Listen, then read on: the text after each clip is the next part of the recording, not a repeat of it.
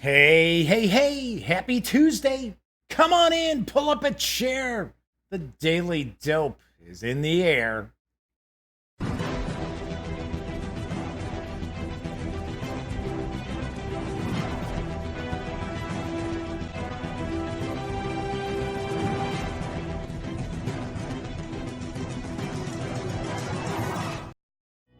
Howdy, howdy, howdy. Yes, I'm Jeff McAleer, back once again as your host here at The Daily Dope, presented by thegaminggang.com, of which I happen to be the founder and editor-in-chief. Tonight is Tuesday, January 28th, 2020. This is episode 431 of The Daily Dope. Do want to mention, if this is the first time you've tuned in to give a watch, this is just very, very casual, just talking about tabletop gaming for the most part. Every once in a while, we'll talk a little bit about PC games, some pop culture stuff from time to time, but the vast majority of the show is tabletop gaming. So we talk about board games and card games and role-playing games and you name it, we chat about it. Of course, because this is live, that means chat is available on YouTube. It's not on screen. It's one of the ways that I keep some of the more unusual commenters at bay, but I do my best to pay attention to the chat. So if you are watching at home or on the road or wherever, but you're watching live, you want to say howdy, by all means, please do. Or if you've got a question or a comment, by all means, chime in. I will do my best to respond. And of course, if you like the video, give it a quick thumbs up, fight those trolls out there, subscribe to the channel if you do. Be sure, ring that little bell, because it'll not only notify you of when the Daily Dope starts streaming, it'll also tell you when I upload my standalone first looks and unboxings and reviews and interviews and convention coverage. In other words, you ring that little bell. Whenever I do anything on the channel, you'll hear about it.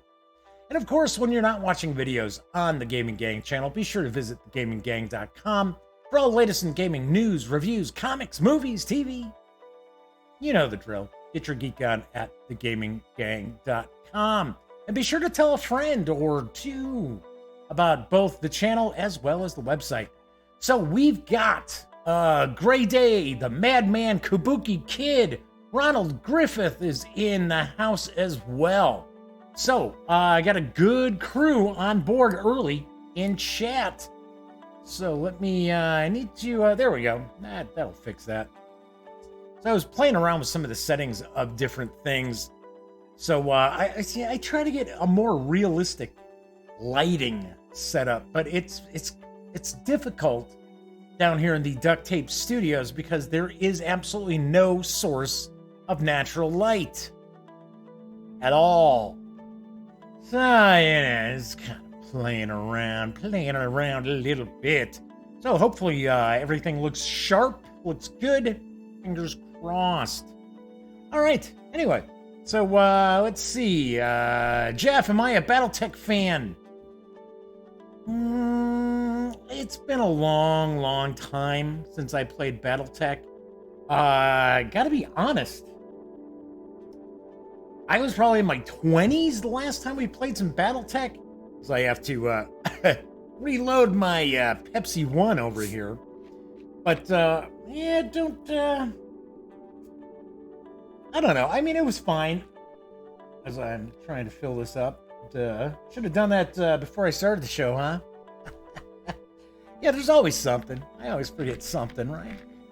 But, you know, I enjoyed it. I thought it was a pretty cool game. Catalyst Game Labs is just really... They were nice when I did an interview with one of their reps about Shadowrun, the new edition of Shadowrun at Origins. They were kind enough to give me the starter set, the beginner box, which was a mess.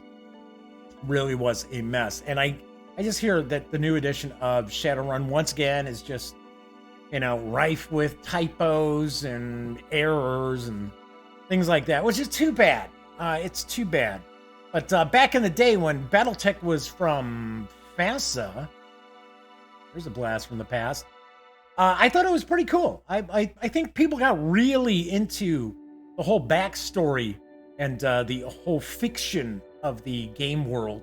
But yeah, I think it's a pretty cool game. I would like to actually check out the fairly new BattleTech PC game that came out. I haven't had a chance to. So Grey Day's mentioning that LEDs are cheap.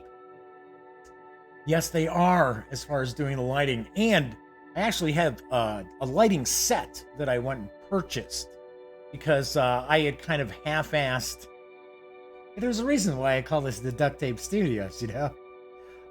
The lighting, as far as, I mean, I actually still do use some when I'm shooting reviews and page-throughs and unboxings and that to make sure I get plenty of light. But I was actually using some LED spotlights. They're supposed to be outdoor lights and things like that, so yeah, the lighting's okay. The lighting's fine. I think everybody knows it's not like no one's gonna see it like I'm gonna like doing, you know, Man versus Meeple kind of studio, right? Or Tandem House.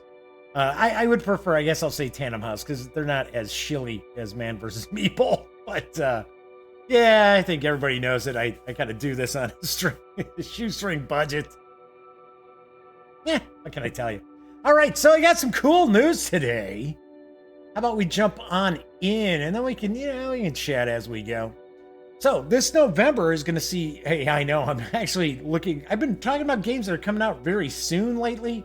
Now we're going to talk about something kind of off in the distance, but there's a reason why I'm bringing this up. But anyway, this November is going to see the revamp of a Z-Man Games classic. This time it's coming from WizKids because that's who Zev works for now. And I've got the dope on Clash of Cultures, the Monumental edition. Unfortunately, this is the only image that is available for this game at the moment.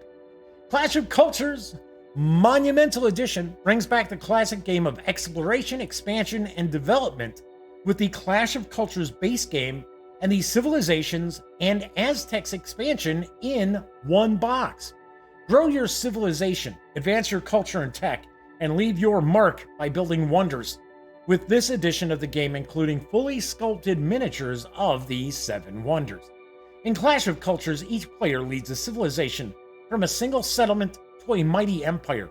Players must explore their surroundings, build large cities, research advances, and conquer those who stand in the way. The game features a modular board for players to explore, 48 distinct advantages, 7 mighty wonders, and loads of miniatures and cards. The winner will create a culture that will be remembered and admired for millennia. The game will include over 300 sculpted buildings, units, ships, and 7 unique wonders. Clash of Cultures Monumental Edition is for 2 to 4 players, ages 14 and up, plays in around 2 hours, and will carry an MSRP of, wait for it, $139.95. Zoinks! It's like, what? That's why I wish there were more images of this game, because 140 bones for this game sounds outrageously priced. So, A Great Day says, fun game, just hope WizKids doesn't cheap it with components or crappy rulebook. Both things they're well known for. Well, they're not cheaping it price-wise. So, yes, $140 is the new $49.99. Paint any car, any color. $99.99 over at Earl Scheib. I think the cheapest I remember, and I know Earl Scheib's long gone, but I think Earl Scheib was something that was nationwide, and it was all like, I'll paint any car, any color, $49.99. That's the lowest price I remember, and that was when I was a little kid in the early 70s. Anyway, so I wish there were some images. WizKids is not famous for sharing a lot of images about their releases. They're also not very good at actually posting things on their website, like game pages. There is a news blurb about this on the WizKids site. Then again, it is coming in November. I mean, that gives us some time to see it. But, I've been playing Civ 6 quite a bit as of late.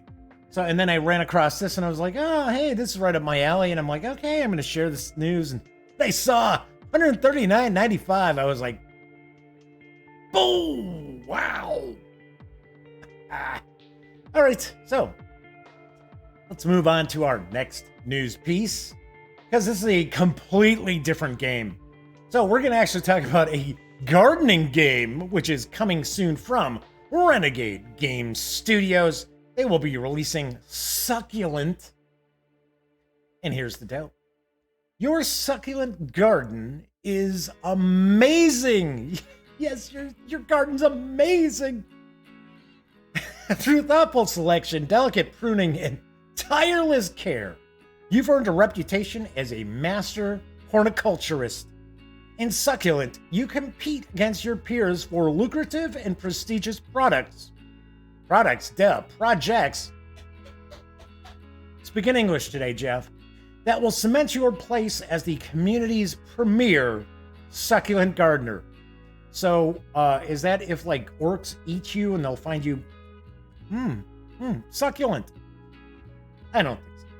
The game is played over a series of turns during which players collect succulent cuttings from their gardens along with water crystals and use them to complete projects which grant various benefits, including earning points.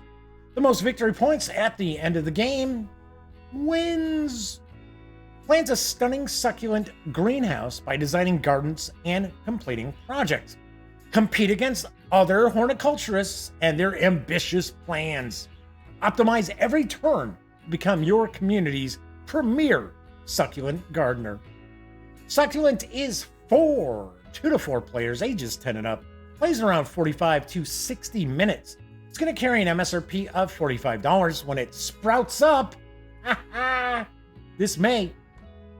Do want to mention this is a title that's going to be featured at participating friendly local game stores for Board Game Expo, which is taking place on April 4th. So this is the second of the Renegade Game Studio releases that are going to be part of Board Game Expo. I don't know a lot about Board Game Expo. If I remember correctly, it is from the same folks who started, I want to say it's Free RPG Day or Free Comic Book Day. Might be Free Comic Book Day. But I believe Renegade is playing a big part of this. I have reached out to Terry over at Renegade Game Studios to get a little more info. I don't know. I don't think Renegade likes me much. I mean, they like sending me news and stuff. I don't know. I think they still hold it against me that I thought Overlight was undercooked. Their role-playing game that they were so excited about. I didn't say it was bad. I just thought it needed a little more work.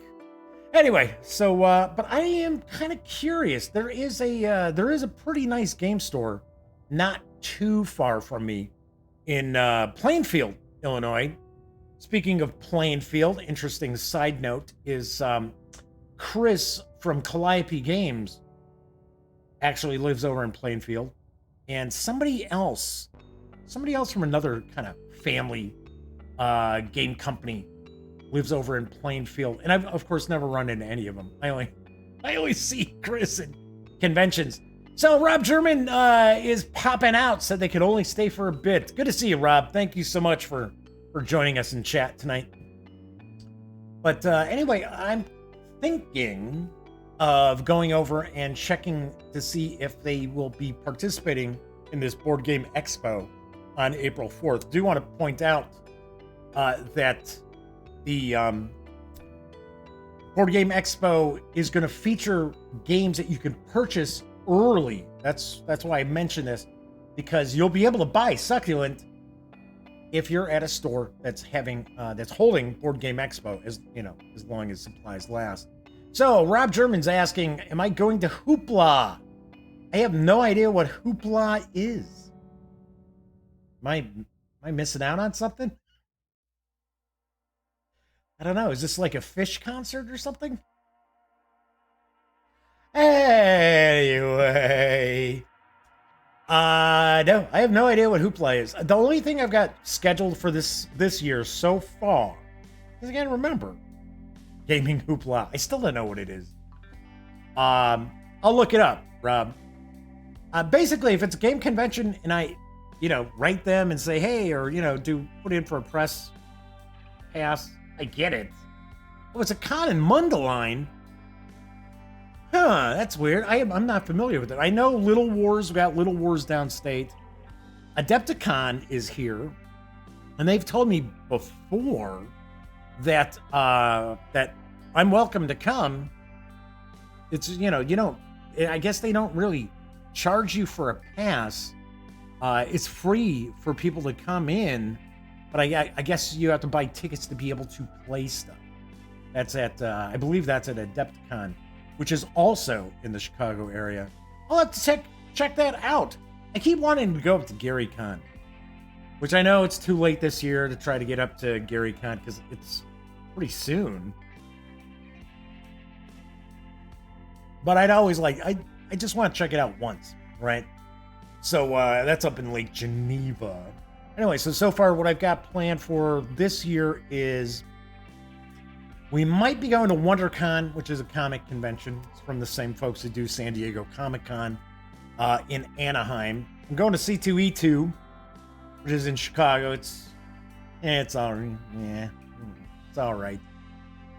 It's more my brother Greg, the comic guy, who really digs that. But, anyway, so we'll go and cover that. WonderCon, probably, we're doing San Diego Comic-Con again. If you watch the show, I've mentioned that we're actually staying right down the street this year, which is pretty awesome. Walk right over to the hotel, as opposed to taking shuttle buses or light rail and things like that, or a rental car. Of course, I am going to be at Origins this year, as well as Gen Con, although I have not put in for my Gen Con passes yet.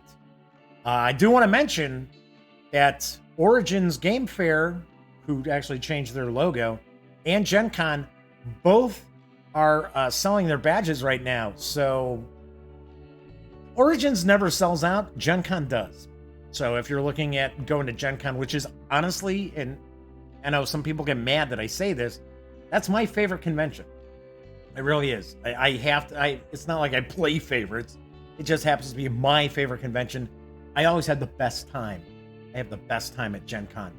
Kabuki Kid mentions that they almost went to the first GaryCon. Wow, that's pretty wild.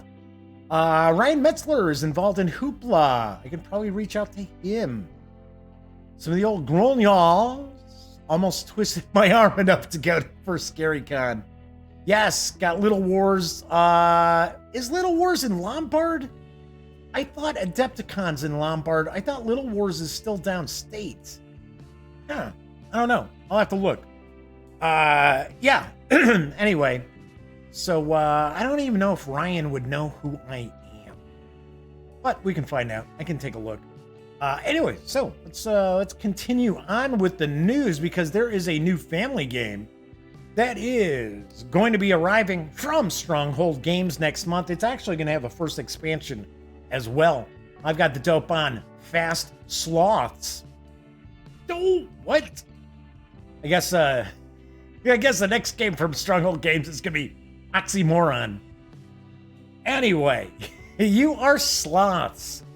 Cuddly, lazy, and slothful. All animals, including humans, like to take vacations. So everyone is together at a country resort. We sloths are sitting around, of course, while all the other animals are running throughout the resort. We want to look around too, and traveling around the resort to pick up tasty leaves would be great. But running around ourselves is just too tedious. All the other animals are having fun, and we want that too, but we are so slothful. And then we have an idea. We'll let ourselves be carried around by the other animals, thus getting around nicely. The other animals have so much energy that they'll even gladly carry us. They aren't slothful. Which of us sloths will be the first to get through the entire county and be victorious? We are ambitious, but so lazy. Fast Sloths, aka Faltier in German, is a race game that at its core is a classic pick up and deliver game, except that we ourselves are the cargo being delivered. The sloths, not we ourselves, the humans, or the players. We are being carried along the whole way and never take a single step on our own. You always play with 6 out of 12 different animal species, and you can place the giant game board in 4 different combinations. On a turn, you draft 2 to 3 cards of different animal types from the top of their face-up decks. Then you play as many animal cards as you like of a single type. Each animal provides a different type of movement or interaction with you, with ants carrying you along in a chain and the elephant throwing you with its trunk. Fat Sloths is a game free from randomness that evolves only through the interaction between the players, doing so without any take-that mechanisms, except for you snatching an animal from under the other players' noses because you need to use it yourself. Each race offers new challenges for you to get to the different trees faster than the other sloths. Enjoy all 256 different combinations, each with countless starting positions of the animals on the game board, and we're already working on new game boards. It's one of the expansions, and more animals for even more fun combinations. Fast Sloths is for 2 to 5 players, ages 8 and up, plays around 45 minutes, and will carry an MSRP of $59.95 when it arrives on February 19th. Also releasing at the same time is an expansion, The Next Holiday, which features a new double-sided map that carries an MSRP of $19.95. No word on if the expansion will have additional animals. All I know is there is a new double-sided map. So Rob Truman says Foxy Moron instead of Oxymora. Hey, Casey, Board Gamers has arrived in chat. Good to see you, Casey. It's been a while. We haven't seen you in a while. So, Kabuki Kid asked, isn't Little Wars that H.G. Wells book? Yes, that is what the convention is actually named after. Little Wars is a miniatures. It's a historical miniatures convention. I'm sure they probably do some science fiction stuff nowadays, but it was always just about all historical stuff. Anyway, so a grade 8's talking about Little Wars, about 1,000 people. Yeah, that's not too bad. Kabuki Kid mentions that they heard Fast Sloths is good. Sounds like it could be fun. Sounds like it could be interesting. It is a Freedom and Freeze design, which we've mentioned in the past that, at least in my opinion, I know a few people in chat, kind of hit or miss on some of his designs of that, but this could be fun. This could be kind of interesting. And yeah, it's a race game. It's got animals in it. It's for the kids. I am kind of surprised it's got an MSRP of $59.95. That seems a little high. But then again, strangely enough, as I jump over here, didn't we just talked about another Friedman Freeze design it was either coming soon from Stronghold or it was just coming out. It was already out. And I could have swore that we were talking about how that game seemed to have a pretty high MSRP compared to other stuff that Stronghold releases too. I wonder if Mr. Freeze just happens to... Yeah, that kind of sounds weird, doesn't it? Mr. Freeze, Batman's enemy, is also a game designer. Anyway, Freedom and Freeze, maybe he charges a bit more. Maybe, for each copy sold. I don't know. As far as that goes with different designers, it's a completely different ball game with every single designer. Some people just take a flat rate for the design. Some people get so much per copy sold. Some people get a certain amount of cash based on the number of units that are moved. So, so Rob agrees that MSRP does seem high. Yeah, and Kabuki Kid mentions, sometimes their MSRPs tend to be kind of high. I agree. The one game that I reviewed that I thought was interesting I thought it was, I liked it. It wasn't like, wow, this is fantastic. The Boldest, which had kind of the cool, almost like Mobius-inspired, or Mobius, I should say, Mobius-inspired artwork. That had like an $80 MSRP. And I remember I was like, what is going on with that? Because it was just cards. That's all it was. So, yes, there's a long-standing complaint about terraforming Mars.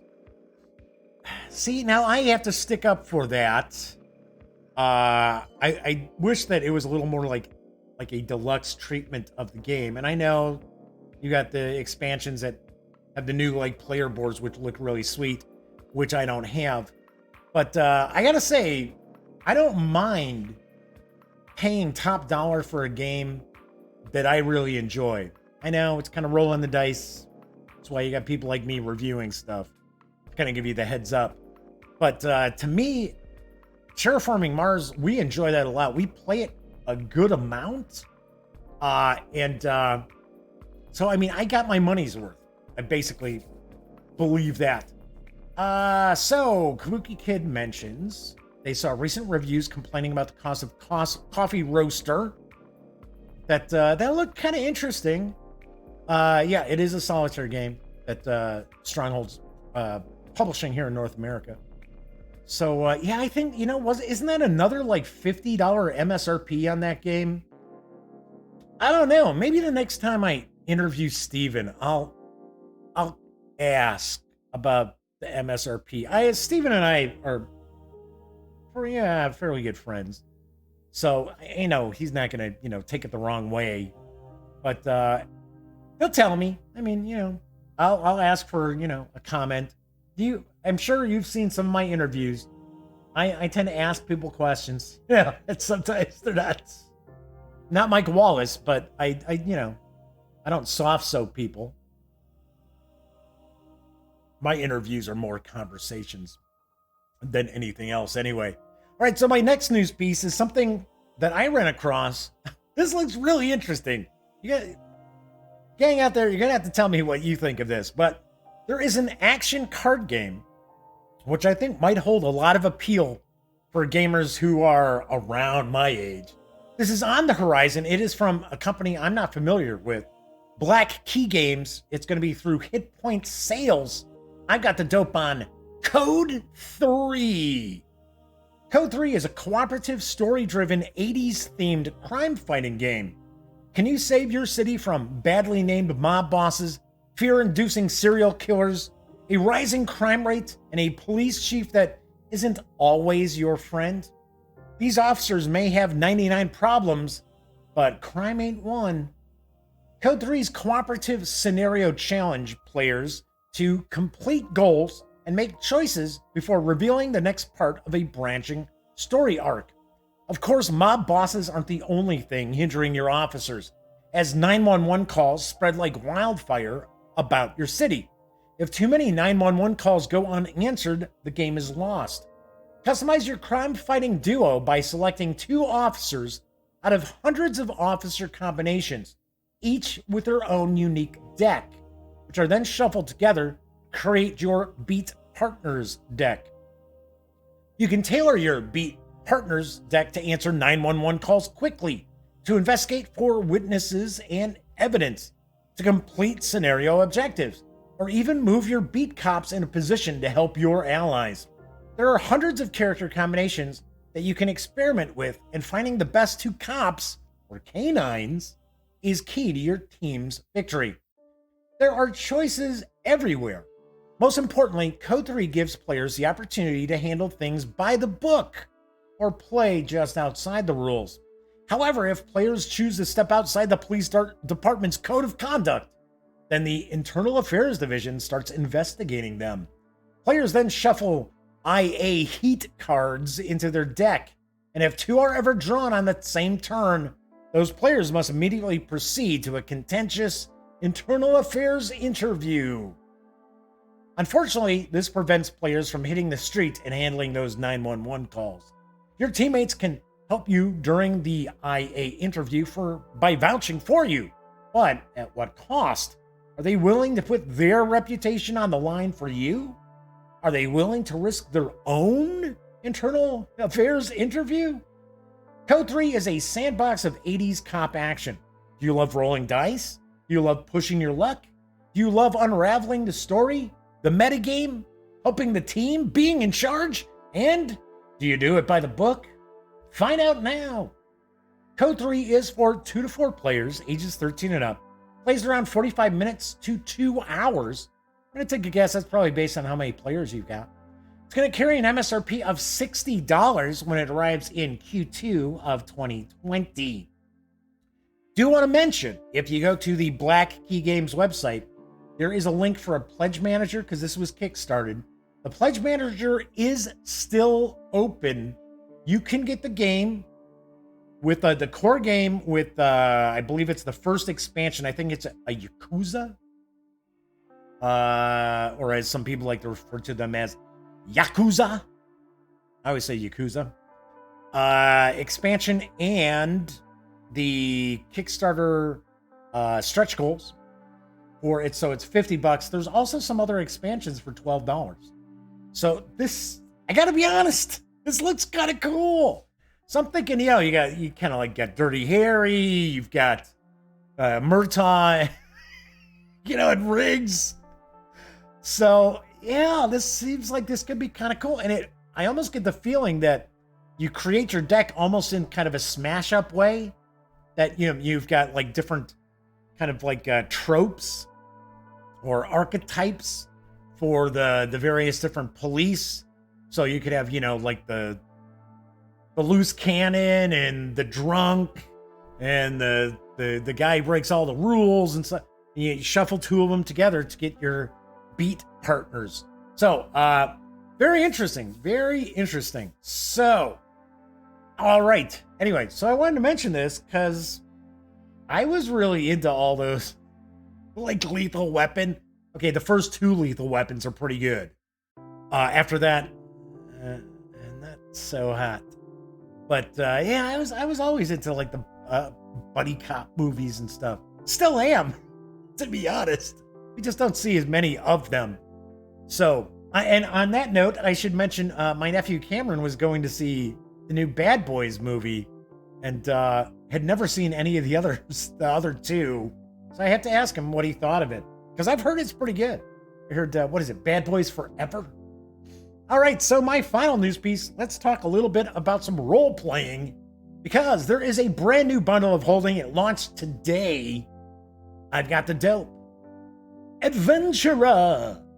This revived August 2018 Beasts and Barbarians bundle, say that 5 times fast, gives you a new chance to conjure the pulp fantasy of the 1930s with the tabletop role-playing campaign setting Beasts and Barbarians from Gremel Publishing.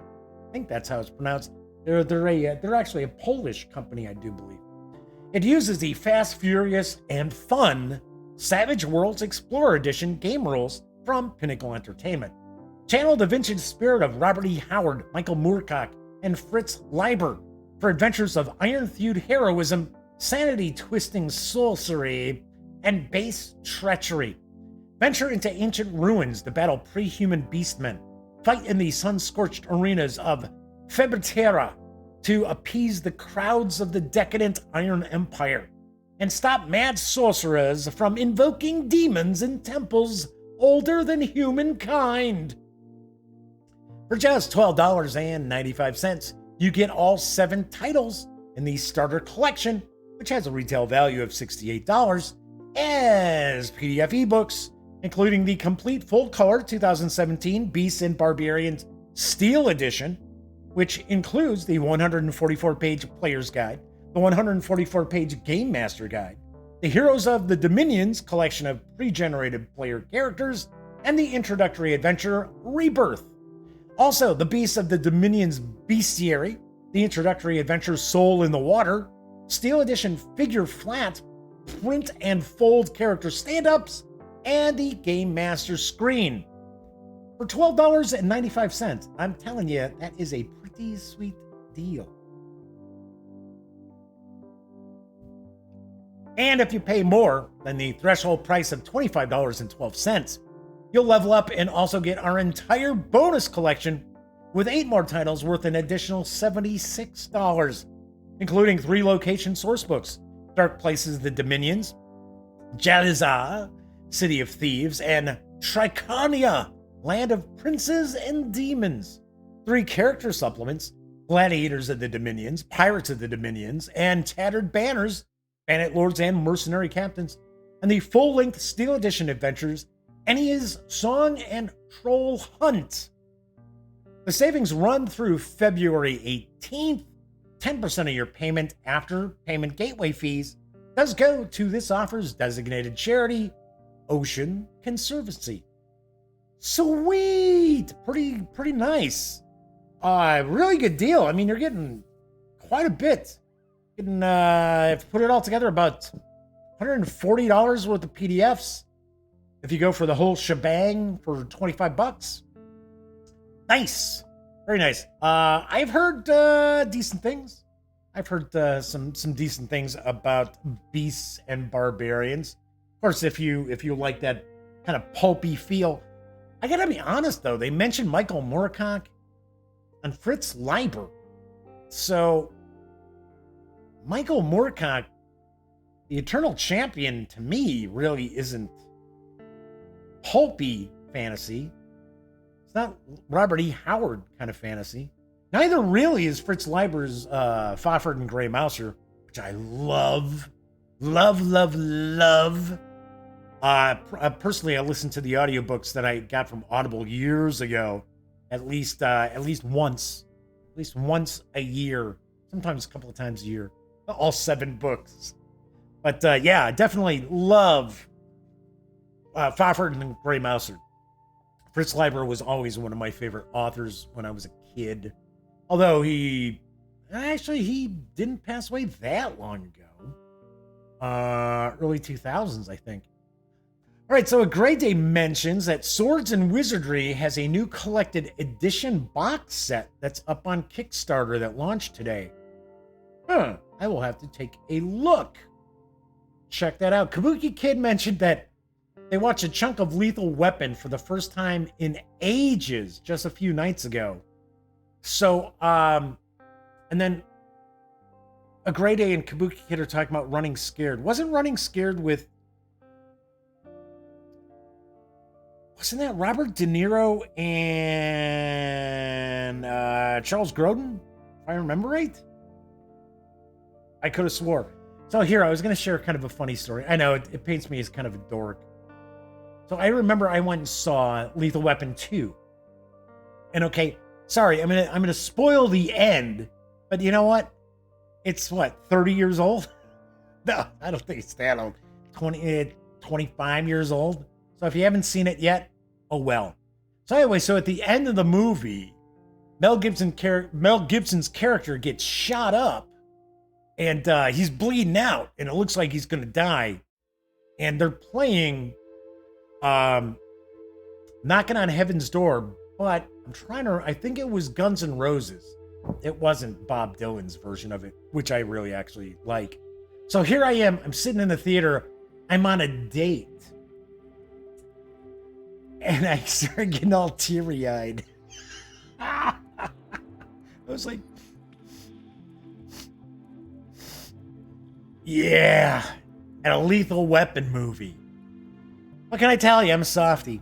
I bawled my eyes out at Titanic. I still do when I catch that movie. I always cry at the end.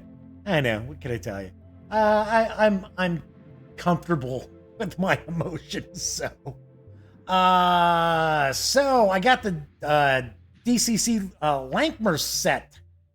Says A Grey Day. I got it last year. I have not looked at the Dungeon Crawl Classics Lankmar series. I have reviewed the first release that Savage Worlds did for their Lankmar series that they did for Savage Worlds. So from Pinnacle. And that was very good. It was very cool. In fact, if I remember right, I think I also did a review of the first supplement that they did for it too. Kabuki Kid's pointing out, yes, I'm thinking Midnight Run. Thank you. Who was in Running Scared? I don't recall who was in Running Scared. I don't know. You know, it was also a really good movie, and it was like it was Eddie Murphy's first movie with Nick Nolte, 48 Hours. That was actually a really good, another one of these kind of buddy cop movies and stuff like that. So, Billy Crystal and Gregory Hines. Man, you know what? I may have seen it way back in the day. I don't remember it. I don't recall that. Gosh, we've seen so many movies, right? I'm sure all of us are like, what was that movie with, one of these days, I think maybe I'll start, like, rolling out, because I've done this before, where I've kind of mentioned some of my guilty pleasures. But movies where people, or TV shows, people would be like, or just like, or games, right? Just like, I probably don't strike people as someone who would get a kick out of Stardew Valley, but I do. What can I tell you? I'm a goofball. But maybe once a week we'll roll out like a guilty pleasure movie or TV show, like A Boy and His Dog. I watched that for the first time in a long time.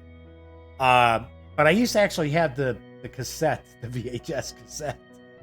I watched it with my nephew Cameron, who of course had never seen it, and he really liked it.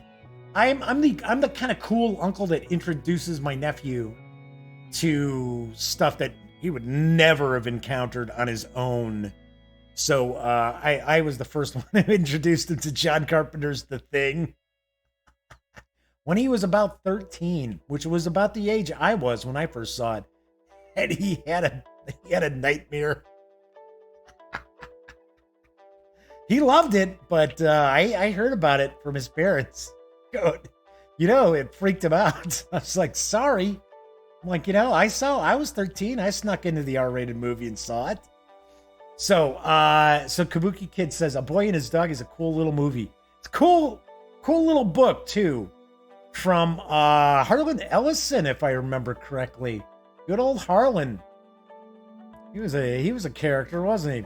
All right, so that is it for tonight's show. As I like to always point out. Yes, Kabuki Kid, you are correct. A very young Don Johnson, and the dog's voiced by Jason Robards. So, yeah. So, another actor I always liked. I always liked Jason Robards. Robards. What did I say? Robarbs? Yeah. I always liked his voiceover as Ulysses S. Grant in Ken Burns' Civil War documentary. All right. Anyway. Yes, the only Harlan Ellison movie ever made. Yeah, Harlan's stuff was pretty wacky. Actually, before I wrap up talking about Harlan Ellison, I got an audiobook that was the original script for City on the Edge of Forever. And it was the intro. There was an intro by Harlan Ellison, which was him. It wasn't somebody, reading his thoughts. What threw me off, though, was that there were like 8 copies, 8 different scripts, and I was like, what the hell's going on? I'm like, no, I'm not going to listen to an audiobook of the same damn story with just little tiny tweaks. But it was kind of bizarre. It was kind of weird. I know IDW, I think it was IDW, did a comic. I think it was a 5-part series that was the Harlan Ellison version of City on the Edge of Forever. So, all right. Yes, guilty pleasure. Rutger Hauer movies. Yes. Gosh, what was it? Lady Hawk? I remember Lady Hawk. I'm almost positive that's with Rutger Hauer. Huh. All right. Anyway, cool deal. All right. So everybody's kind of like, yeah. Okay, yeah. It's like Harlan Ellison. All right. Wasn't there a drug dealer on the Enterprise in his scripts? Asked Kabuki Kid. Yes, there was. Yes, there was. All right. Anyway, as I like to say, if you like the video, please give it a thumbs up. fight those trolls out there. And subscribe to the channel. If you haven't, please do. And if you do, don't forget, ring that little bell, because it'll notify you when the Daily Dope goes live, as well as when I upload standalone videos. And of course, when you're not watching videos on the Gaming Gang channel, please visit thegaminggang.com for all latest in gaming news, reviews, comics, movies, TV. You know the drill. Get your geek on at thegaminggang.com. And of course, if you hung out and joined me in chat tonight, thank you very much. Just messing around, sharing some tabletop gaming news, talking about goofy movies. Me being a goofball, as usual. Anyway, but thank you very much for keeping me company. Otherwise, I'd just be babbling into a camera. Probably almost as incoherently as I do now. But if you watch after the fact, even if you're watching on Memorex, I definitely appreciate that as well. So, got a soft spot in my heart for any of you out there who actually take some time to give a watch. Enjoy the rest of your Tuesday night. I will be back tomorrow for Hump Day. And of course, until then, happy trails.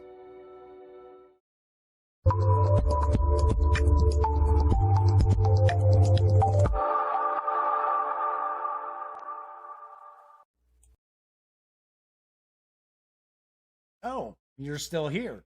Well, if that's the case, by all means, subscribe to the Gaming Gang channel by clicking right here. And of course, if you want to catch up on past episodes of The Daily Dope, check out this playlist. And if you'd like to see what YouTube's recommending you take a peek at from the channel, just give a click right over here. Of course, I'm Jeff McAleer, and once again, thank you very much for watching.